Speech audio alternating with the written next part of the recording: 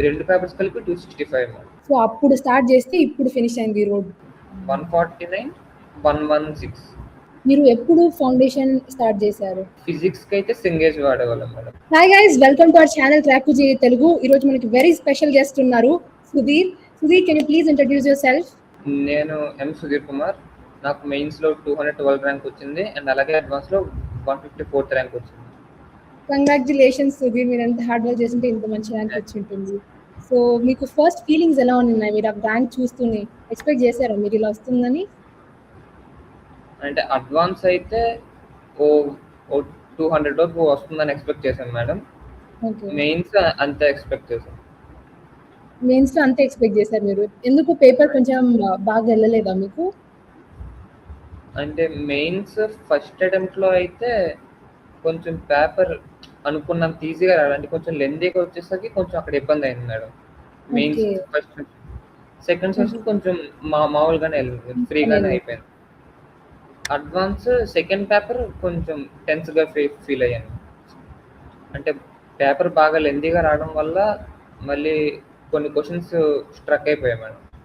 Okay, అందువల్ల paper 2 కొంచెం ఇబ్బంది అయింది. ఫస్ట్ పేపర్ మళ్ళీ మామూలుగానే ఫ్లో వెళ్ళింది. ఓకే. మీ స్కోర్ ఎంత వచ్చింది అడ్వాన్స్ లో 2 పేపర్స్ లో? 2 పేపర్స్ కలిపి 265 మేడం. డివైడ్ చేస్తే డివైడ్ పేపర్ చేస్తే 149, 116. పేపర్ 2 లో లాగ్ వచ్చిందంతా పేపర్ 1 లో కవర్ అయిపోయింది లక్కీలీ. ఆ పేపర్ 2లో ఇబ్బంది అయిపోయింది బాగా. చాలా మంది పేపర్ 2 తక్కువ వచ్చాయి. సో మనం మీ ఎర్లీ స్టేజెస్ ఆఫ్ జర్నీ నుంచి స్టార్ట్ చేద్దాము. మీరు ఎప్పుడు ఫౌండేషన్ స్టార్ట్ చేశారు జేఈకి? 8th నుంచి స్టార్ట్ చేశాను మేడం.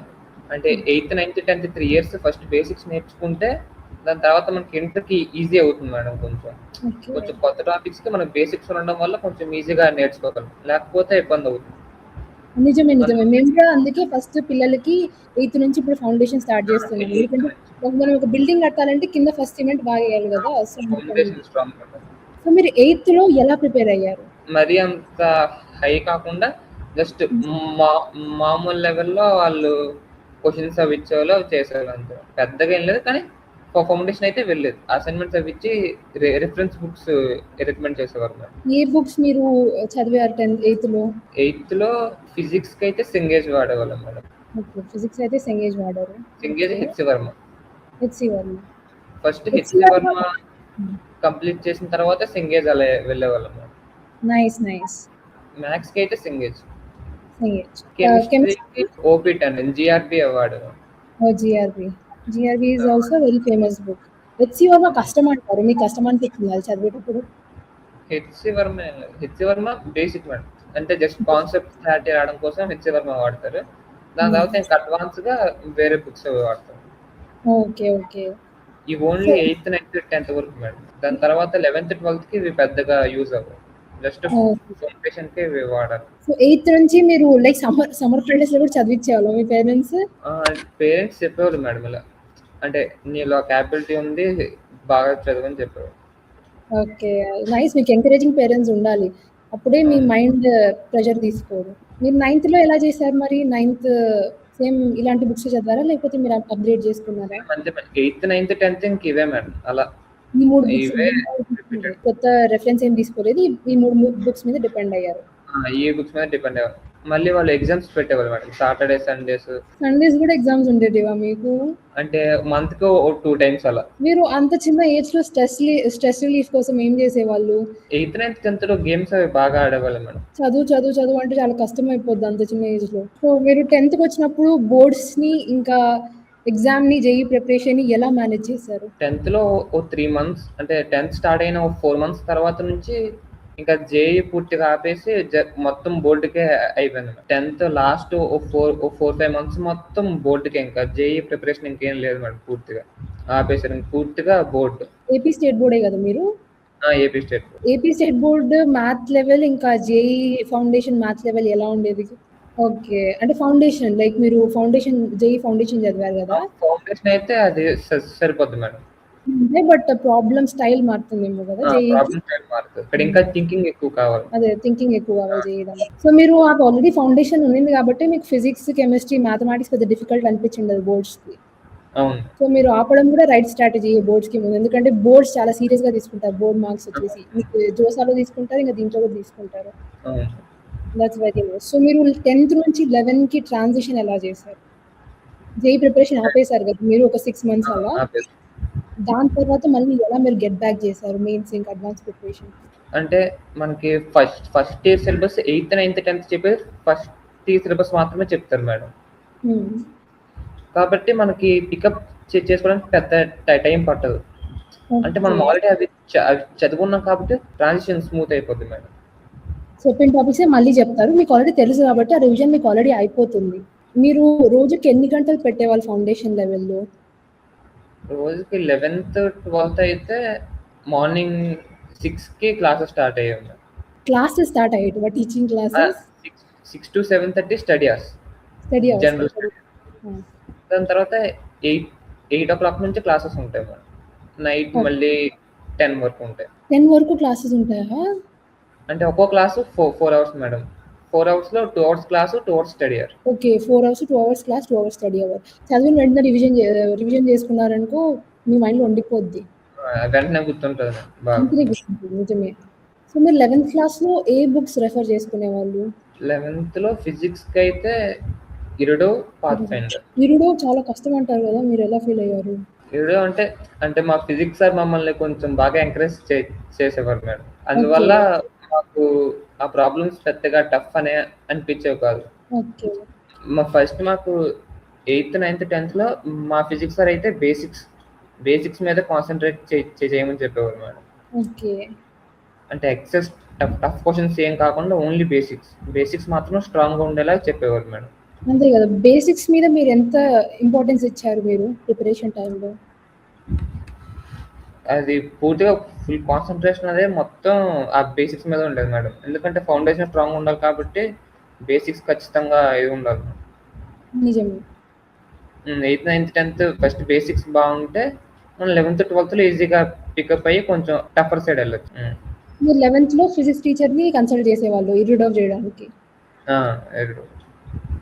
మీరు మ్యాథ్స్ లో ఏం వాడేవాళ్ళు 11th కి? మ్యాథ్స్ లో 11th కి రెఫరెన్స్ బుక్స్ ఏం వాడలేదు మేడం. వాళ్ళే క్వశ్చన్స్ కలెక్ట్ చేసి ఇచ్చేవారు అసైన్మెంట్స్ కింద. వాళ్ళే క్వశ్చన్స్ కలెక్ట్ చేసి ఇచ్చేవారు. ఓకే. కెమిస్ట్రీకి ఎలా ప్రిపేర్ అయ్యారు మీరు? Chemistry NCERT must madam. Okay, మీరు కూడా ఎన్సీఆర్టీ ఈవెన్ స్టేట్ సిలబస్ లో ఉన్నప్పుడు మీకు NCERT is a must. NCERT must, ఎందుకంటే దాని నుంచి డైరెక్ట్ క్వశ్చన్స్ ఒక్కోసారి ఇస్తారు మేడం. ఎన్సీఆర్టీ రియాక్షన్స్ డైరెక్ట్ గా ఇస్తారు మేడం. ఒక్కోసారి అడ్వాన్స్ లో మెయిన్స్ లో.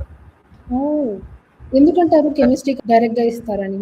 అంటే ఫిజిక్స్ మ్యాథ్స్ లో అనలిటికల్ థింకింగ్ అనేది టెస్ట్ చేస్తాను మేడం. కెమిస్ట్రీలో ఈ మెమరీ పవర్ ఎక్కువ టెస్ట్ చేసే ఛాన్స్ ఉంటుంది మేడం. కరెక్ట్. ఆ మెమరీ పవర్ కూడా టెస్ట్ చేస్తారు. అందువల్ల కెమిస్ట్రీ ఖచ్చితంగా ఎన్సీఆర్టీలో ప్రతి రియాక్షన్ గుర్తుంచుకోవాలి. నైస్, నిజమే అది మాత్రం. మీరు ఏ టాపిక్స్ లో ఎక్కువ స్ట్రగుల్ అయ్యేవారు 11th లో? ఫిజిక్స్, కెమిస్ట్రీ, ఇంకా మ్యాథమెటిక్స్ లో? మ్యాథమెటిక్స్ స్ట్రగుల్ అయ్యాను. 2 years కూడా కొంచెం మ్యాథమెటిక్స్ స్ట్రగుల్ అయ్యాయి. అవునా? ఏ కాన్సెప్ట్స్ పట్టుకున్నారా? ఏ కాన్సెప్ట్స్ అంటే మ్యాథ్స్ కొంచెం క్యాలిక్యులస్ పార్ట్ ఇబ్బంది అయ్యేది. మీ కోఆర్డినేట్ జామెట్రీ, మెట్రిసెస్ ఎలా ఉండేది? కోఆర్డినేట్ జామెట్రీ పర్లేదు, కానీ మ్యాట్రిసెస్ కూడా కొంచెం ఇబ్బంది అయ్యేది. ప్రాక్టీస్ చేసే కొద్దీ ఇంకా 12th కి అది బాగానే అయిపోయింది. అవునా?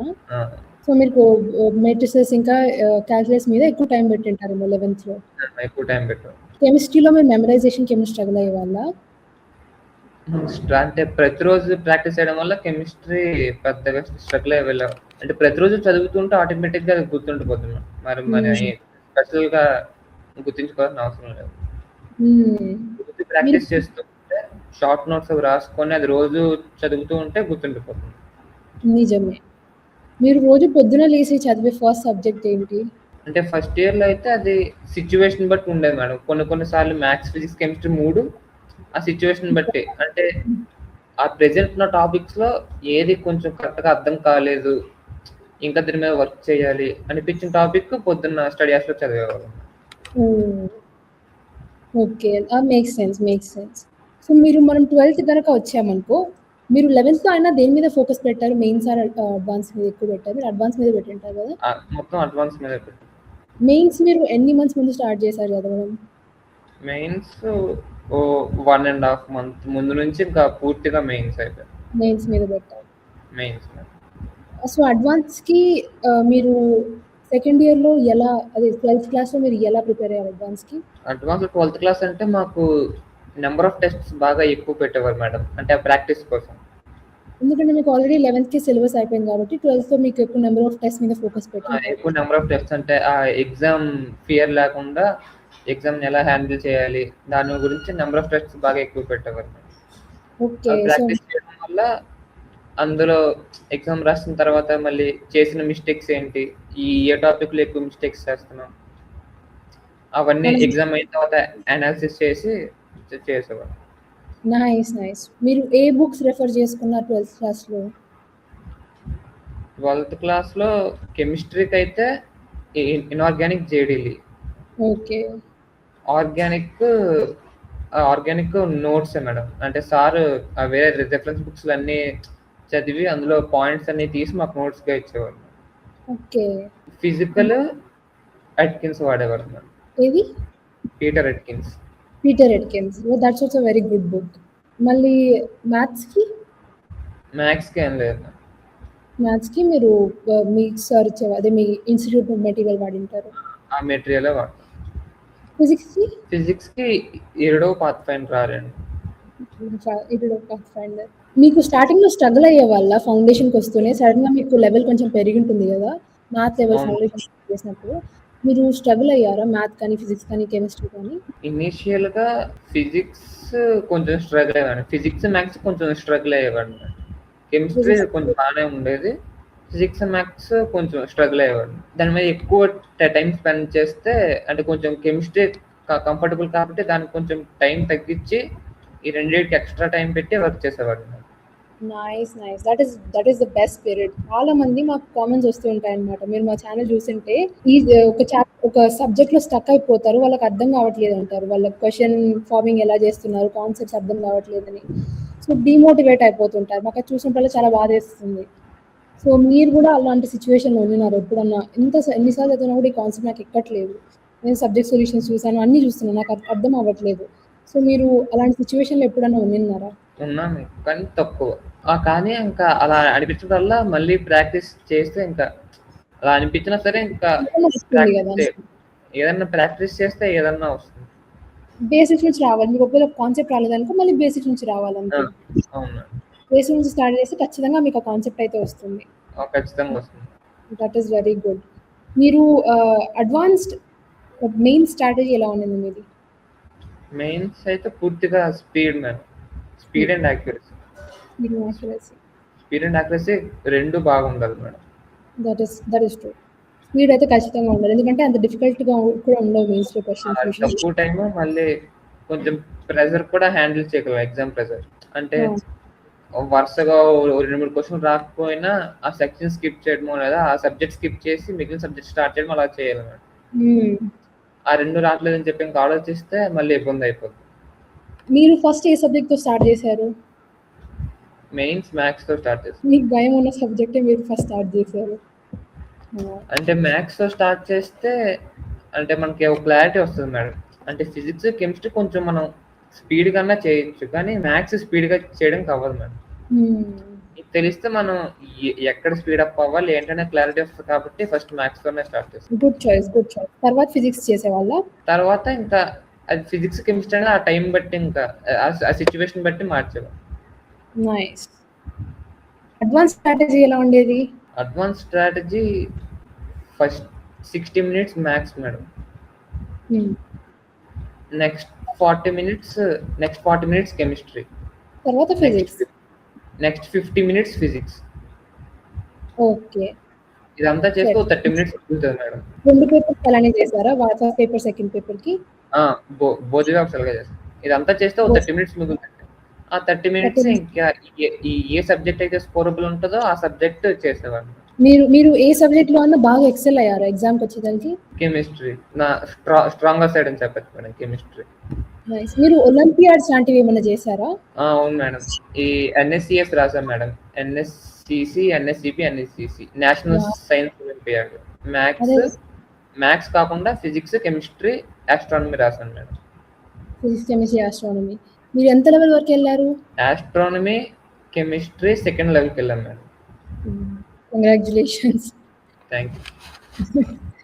ఏ క్లాస్‌లో చేశారు మీరు ఒలింపియాడ్స్? 11th, 12thలోనే. ఓహ్! 11, 12 చేశారా? అంటే మీ స్కూలే పుష్ చేసిందా? అంటే కొంచెం స్కూల్ నుంచి టీచర్స్ బాగా ఇచ్చేసేవారు మేడం. ఓకే. కొంచెం చేయమని చెప్పారు. ఎందుకు మ్యాథ్స్ రాలేదు? మ్యాథ్స్ అంటే భయమనా? అలా అని ఏం కాదు మేడం. అంటే ఫిజిక్స్, కెమిస్ట్రీ అనేది అడ్వాన్స్‌కి రిలేటెడ్‌గా ఉంటది madam syllabus. Okay. Okay. Maths syllabus కొంచెం అడ్వాన్స్‌కి రిలేటెడ్‌గా సిలబస్ ఉండదు. దానివల్ల మీరు ఒలింపియాడ్స్ రాయడం వల్ల మీకు ఎలా హెల్ప్ అయింది అనుకుంటున్నారు మీ జర్నీలో అది? ఒలింపియాడ్స్ అనేవి అడ్వాన్స్ కన్నా కష్టంగా ఉంటాయి మేడం. అది నిజమే. కాంపిటీషన్ కాబట్టి ఇంకా అడ్వాన్స్ క్వశ్చన్స్ కొంచెం పెద్దగా టఫ్ అనిపియవు. ఆ క్వశ్చన్స్ చేసిన తర్వాత ఈ క్వశ్చన్స్ చూస్తే కొంచెం ఈజీగానే ఉంటాయి. మీ ఎక్స్‌ట్రా కరిక్యులర్స్ ఏమైనా చేసేవాళ్ళా మీరు? 11th, 12thలో బోర్డ్ గేమ్స్ ఆడేవాళ్ళం మేడం. అంటే క్యారమ్, చెస్ అంతే. మీరు మెయిన్ స్ట్రెస్ ఫ్రీ అంటే లైక్ ఇంత రోజంతా చదువుతూనే ఉంటారు కదా! రోజంతా బుక్స్ ముందే కూర్చుంటారు. సో, మీరు స్ట్రెస్ రిలీఫ్ కోసం మీరేమైనా చేసేవాళ్ళా? స్ట్రెస్ రిలీఫ్ కోసం అంటే ఫ్రెండ్స్‌తో మాట్లాడితే అంతా పోతుంది. సో, లైక్ మీ ఫ్రెండ్స్ నుంచి ఎవరైనా కూడా ఇంత బాగా ఎక్సెల్ అయ్యారా మీలాగా? 26. 26 వావ్! అడ్వాన్స్‌లోనా? అడ్వాన్స్‌లో 44. ఓకే. సో, చాలా మందికి తెలీదు మన దగ్గర ఇంత మంచి మంచి ర్యాంకర్స్ ఉన్నారని. మనం కూడా బయటకి రావాలి. ఐ యామ్ సో గ్లాడ్ మీరు మాకు కామెంట్ ఆర్ ఇన్‌స్టాగ్రామ్‌లో మీరు మాకు మెసేజ్ పెట్టినందుకు I am so happy. Yes. లేకపోతే అసలు మిమ్మల్ని ప్రపంచానికి చూపించలేను నేను. Yes. Thank you so much. మీరు మాకు మెసేజ్ పెట్టినందుకు.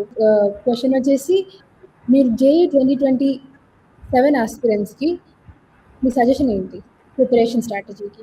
ఇనిషియల్‌గా ఆళ్ళ ఇన్‌స్టిట్యూషన్స్‌లో ఎగ్జామ్స్ పెడతారు కదా మేడం. వీళ్ళు అప్పుడే వేరియస్ స్ట్రాటజీస్ ట్రై చేస్తూ ఉండాలి మేడం. వేరియస్ స్ట్రాటజీస్ ట్రై చేస్తూ ఉండాలి. అందులో ఏదో ఒకటి ఖచ్చితంగా అంటే పర్సన్‌కి అది వేరీ అవుతూ ఉంటది మేడం. ఒకటి సెట్ అవుతది. ఇంకా దాని తర్వాత ఎగ్జామ్స్‌కి ఆ స్ట్రాటజీయే పుష్ చేయాలి మేడం. ఇంకా అప్పుడు మనకి ఓ స్ట్రాటజీ అనేది ఫిక్స్ అవుతుంది. దాని తర్వాత ఎగ్జామ్స్ పెట్టిన తర్వాత అంటే మనకి ఏ టాపిక్‌లో ఎక్కువ క్వెషన్స్ పోతున్నాయి, ఏ సబ్జెక్ట్‌లో వీక్‌గా ఉన్నాము, ఒకవేళ సబ్జెక్ట్‌లో వీక్‌గా ఉంటే ఏ సబ్ టాపిక్‌లో వీక్‌గా ఉన్నాము, అవి తీసుకొని ఎగ్జామ్ తర్వాత అవన్నీ రెక్టిఫై చేసుకొని లెక్చరర్‌ని అడిగితే ఆళ్ళు క్లియర్ చేస్తారు. Very good suggestion. మీరు ఏ టాపిక్స్ వీళ్ళు ఖచ్చితంగా చదవాలి, అస్సలు వదలకూడదు, దీంట్లో పట్టు తెచ్చుకోవాలి అని ఏ టాపిక్స్ మీద మీరు సబ్జెక్ట్ వైస్ చెప్తారు? ఫస్ట్ ఫిజిక్స్‌లో మీరు అలాంటి టాపిక్స్ ఏముందనుకుంటున్నారు? సెకండ్ ఇయర్ టాపిక్స్ కొంచెం ఎక్కువ వెయిటేజ్ ఎక్కువ ఉంటది. Okay. So, second year topics మీరు ఖచ్చితంగా చదవాల్సిందే. వెయిటేజ్ ఎక్కువ ఉంటది. అవును. ఓకే. కెమిస్ట్రీ అయితే స్కోరింగ్ మేడం. అది మొత్తం ఏది వదలకుండా చదవడం మేలు కెమిస్ట్రీ. మెమరైజేషన్ ఉంటే చాలు. Chemistry easily scoring. అందరూ భయపడతారు కానీ మెమరైజేషన్ ఉంటే చాలు దానికి. మ్యాథమెటిక్స్‌లో? కాలిక్యులస్ పార్ట్ కొంచెం వెయిటేజ్ ఎక్కువ మేడం. అంటే కష్టమైన క్వెషన్స్ రావు మేడం. జనరల్ క్వెషన్స్ వస్తాయి. మ్యాట్రిసెస్‌లో కొంచెం బాగా ఆలోచించే క్వెషన్స్ ఇస్తారు. మళ్ళీ vectors, real geometry scoring madam. మీరు ఎక్కువ కాన్సెప్ట్ అర్థం చేసుకునే దాని మీద పోయేవాళ్ళా? లేకపోతే మీరు కొన్ని బ్లైండ్‌గా ఫార్ములాస్ మెమరైజ్ చేసుకునేవాళ్ళా? లేదు మేడం. కొన్ని బ్లైండ్‌గా ఫార్ములాస్ అది గుర్తుపెట్టుకుంటే వాళ్ళు కరెక్ట్‌గా దాని మీదే ఇస్తారు మేడం క్వెషన్ అడ్వాన్స్‌గా. అవునా? ఆళ్ళు కరెక్ట్‌గా అంటే ఎక్కడైతే ఎక్కువ స్టూడెంట్స్ ఫార్ములా గుర్తించుకుంటారో దాని మీద ఆళ్ళు క్వెషన్ ఫ్రేమ్ చేస్తారు మేడం. అప్పుడు ఇబ్బంది అయిపోతుంది. సో, కాబట్టి మీరు దాని వెనకాల ఉన్న లాజిక్ ఖచ్చితంగా నేర్చుకోవాలి. ఖచ్చితంగా తెలుసుకోవాలి మేడం. ప్రీవియస్ ఇయర్ పేపర్స్ చేస్తే మనకి క్లారిటీ వస్తది మేడం. ఈ ప్రీవియస్ ఇయర్ పేపర్స్ మాత్రం ఖచ్చితంగా చేయాలి. మీరు ఎప్పటి నుంచి స్టార్ట్ చేశారు పీవైక్యూస్ సాల్వ్ చేయడం? పీవైక్యూస్ అంటే మాకు ఎగ్జామ్స్ పెట్టినప్పుడు ఆ క్వెషన్స్ వస్తూ ఉండేవి మేడం. మళ్ళీ అడ్వాన్స్ మీద కూడా సెకండ్ టైం మేము అంటే ఒక పేపర్ కింద తీసుకొని చేసేవాళ్ళం మేడం. అప్పుడు మనకి క్లారిటీ వస్తుంది. మీరు ఓవరాల్ ఎన్ని మార్క్స్ ఇచ్చాను అనుకుంటున్నారు మీరు? అంటే అప్రాక్సిమేట్‌గా తీసుకుంటే అడ్వాన్స్‌కి ఎన్ని మార్క్స్ ఇచ్చారు మీరు? 400 దగ్గర అయి ఉంటుంది. 400 మార్క్స్. 400 పైన అవుతాయి. వావ్! మీకు అడ్వాన్స్ వచ్చేదేదో భయమే యేసింటది అనుకుంటా నాకు తెలిసి. ఇన్ని మార్క్స్ ఇచ్చిన తర్వాత మీరు ప్రెడిక్ట్ చేసిండొచ్చు పేపర్ ఎలా ఉంటుందో. అవును. మీకెప్పుడు భయమే లేదా? స్టార్టింగ్‌లో మార్క్స్ ఇవ్వడం స్టార్ట్ చేసినప్పుడు ఇనీషియల్‌గా చాలా భయమేస్తుంది. ఎందుకంటే మీ స్కోర్ అంత బా రాదు. మీకలా అంటే భయం మీరేమనుకునేవాళ్ళు? లైక్ మీరెలా ఫీల్ అయ్యేవాళ్ళు? అంటే ఒక్కోసారి పేపర్ బాగా కష్టంగా ఇచ్చినప్పుడు మార్క్స్ స్కోర్ అనేది బాగా తగ్గేది మేడం ఫస్ట్ ఇయర్‌లో. హ్మ్. దాని తర్వాత అంటే స్కోర్ తగ్గిందంటే మనం ఎక్కడో లో ఉన్నట్టే మేడం. ఆ మన టాపిక్ టాపిక్ ఎక్కడైతే ఆ టాపిక్ తీసుకొని మళ్ళీ దాని మీద బాగా వర్క్ చేస్తే నెక్స్ట్ టైమ్ మళ్ళీ స్కోర్ ఇంప్రూవ్ అయ్యేది. అందరూ నోట్ చేసుకోండి ఈ పాయింట్. ప్రాక్టీస్ చేస్తే ఏదన్నా సాధించొచ్చు. మీరు ఫౌండేషన్ లైక్ 2029, 2030 యాస్పిరెంట్స్‌కి ఏం చెప్తారు? వాళ్ళు ఈ టైంలో లైక్ ఇంకా 2 ఇయర్స్ ఉంది, ఇంకా 3 ఇయర్స్ ఉంది, ఇంకా చదవచ్చులే అని వదిలేస్తూ ఉంటారు కొంతమంది. వాళ్ళ కోసం మీరేం చెప్తారు? స్టార్టింగ్‌లోనే అడ్వాన్స్ టాపిక్స్‌కి అంటే అడ్వాన్స్ అంటే సెకండ్ ఇయర్ టాపిక్స్‌కి వెళ్ళకుండా ఫస్ట్ హ్మ్. ఇయర్ టాపిక్స్ వరకు పర్ఫెక్ట్‌గా నేర్చుకుంటే సరిపోతుంది మేడం. అంతే ఆ కదా! వాళ్ళు ఎక్కువ ఫౌండేషన్ స్ట్రెస్ అవసరం లేదు. స్ట్రాంగ్‌గా ఉండాలి. బట్ ఫౌండేషన్ స్ట్రాంగ్‌గా ఉండాలి. ఫౌండేషన్ స్ట్రాంగ్‌గా ఉండాలి. హ్మ్. పిల్లలు ఫ్రమ్ 8థ్, 9థ్, 10థ్ గ్రేడ్ మీరు స్లాక్ అవ్వద్దండి. ఎందుకంటే మీ టైం చాలా ఇంపార్టెంట్. ఇప్పటి నుంచి మీరు అవును. ఫౌండేషన్ బిల్డ్ చేయాలి. Sudheer is the live example చెప్తున్న దానికి. 8థ్ క్లాస్ నుంచి కిందకొచ్చి బ్రిక్ చేస్తూ ఉంటే ఇప్పుడు ఆయన 12థ్ క్లాస్ పాస్ అయ్యే టైంకి ఐఐటీ బాంబే సీఎస్ఈకెళ్తున్నాడు. సో, అప్పుడు స్టార్ట్ చేస్తే ఇప్పుడు ఫినిష్ అయింది ఈ రోడ్. కాబట్టి మీరు అస్సలు స్లాక్ అవ్వకండి. సో, అది సుధీర్. నేను మొత్తానికి అన్ని కవర్ చేసినట్లున్నాను. మీరేమన్నా చెప్పాలనుకుంటున్నారా మీ సైడ్ నుంచి? చేసిన మిస్టేక్ చేయకపోతే చాలు మేడం ఏదన్నా సరే. అంటే ఇప్పుడు ఈ 400 మార్క్స్ రాసినప్పుడు చాలా క్వెషన్స్ మిస్టేక్ చేస్తాం కదా మేడం. హ్మ్. ఇందులో చేసిన మిస్టేక్ చేయకపోతే ఆటోమేటిక్‌గా మనకి గ్రోత్ ఉంటది మేడం. మీరు మోస్ట్ ఇంపార్టెంట్ మీరు ఎర్రర్ బుక్ లాంటిది మెయింటైన్ చేసేవాళ్ళా? ఎర్రర్ బుక్ ఖచ్చితంగా మెయింటైన్ చేస్తాను. అది it's compulsory for every student. అది కంపల్సరీ మేడం. అది లేకపోతే అది అంటే అది రాయడం వల్ల మనకి తెలుస్తది మేడం. అంటే మనం ఎక్కడ మిస్టేక్ అవుతుంది. అది మనకు క్లారిటీ వస్తది. Thank you so much for being on the channel. We are very honored to have you on the channel. I hope Thank you will have a great life at IIT Bombay.